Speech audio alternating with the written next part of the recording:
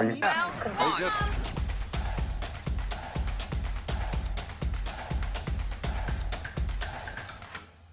This is Eurovision 365, the Eurovision fan channel for every day, not just in May. I'm Padraig, and you are very welcome. And a special warm welcome to you if you are watching this from Montenegro. That's great to have you here. Now, I am going to share with you in a moment my top 6 songs taking part at Montesong, which will be happening in just over a week from now as I record this. I'm going to be honest with you, I had initially thought that I would have the time to react to every song, the 16 songs, every song taking part individually, and share with you my reaction and rating at the end of each song. But unfortunately, I had less time than I had thought, and so I hope you're going to forgive me for this shorter version where I am sharing with you my top 6 from Montesong.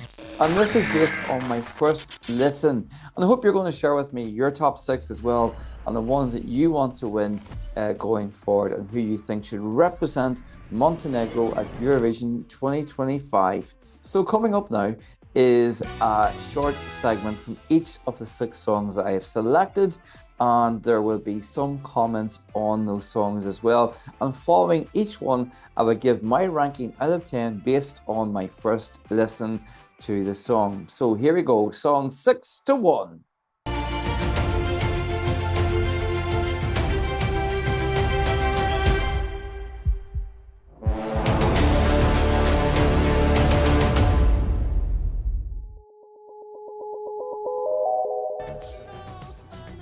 This one has a nice 80s synth intro, and it's not bad at all. It does sound a bit dated to me though, but it is tapping into the current revival of 80s heavily synthesized produced songs. I don't mind it at all, and Lucas sounds good on track. So, my rating out of 10 based on this very first listen is 6 out of 10. 6 out of 10. But let me know your thoughts as well. Let's go now to number 5. Vocally heavily influenced by Ziako from Serbia, and it could actually be a track from one of Ziako's albums. A bit dramatic, and there is a heavy use of strings, a typical Balkan ballad, and it's something I have to say unfortunately we've heard before, but amongst the competition in Montesong, it's one of the better songs. The Manja, on track at least, sounds powerful. So, my rating out of 10 based on the very first listen is 5 out of 10. But let me know your thoughts as well. So, are you ready for the next one? You are. Let's do this. This one reminds me of something else, especially in the first 30 seconds of the song. A bit Circus Mircus meets Rambo Amadeus. Despite everything and despite myself, I found myself smiling and enjoying it. Although, like aforementioned Circus Mircus, I had the same feelings and that didn't qualify. Could become a guilty pleasure for me, but I don't think it would do amazing at Eurovision. It's a bit Marmite. So, my rating out of 10 based on the first listen is 5 out of 10. 5 out of 10. Congratulations and the very best of luck. Let's move on to number 3. I like the percussion of the melody, and it sounds decent and has a nice ethnic touch to it as well. Has a fair chance for Montenegro to do okay at Eurovision. The good thing about this song compared to the others I listened to, or most of the others I listened to, is that the 3 minutes seem to go past much quicker. That's a positive sign, I'll give it that. So, my rating out of 10 based on the first listen is 6 out of 10. 6 out of 10.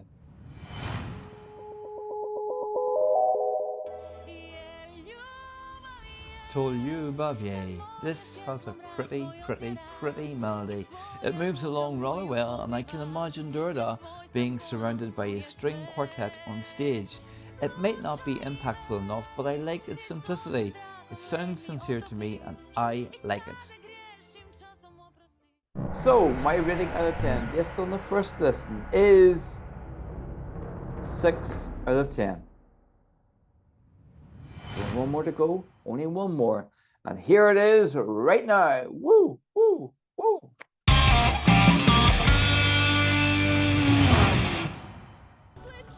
Yet another typical ballad at Montesong 2024. All these ballads have the potential to cancel each other out. This for me is probably the better of the ballads. Although it sounds like something we've heard time and time again, it's decent. Probably the best of the bunch for me. So, my rating out of 10, based on the first listen, is 6 out of 10. 6 out of 10.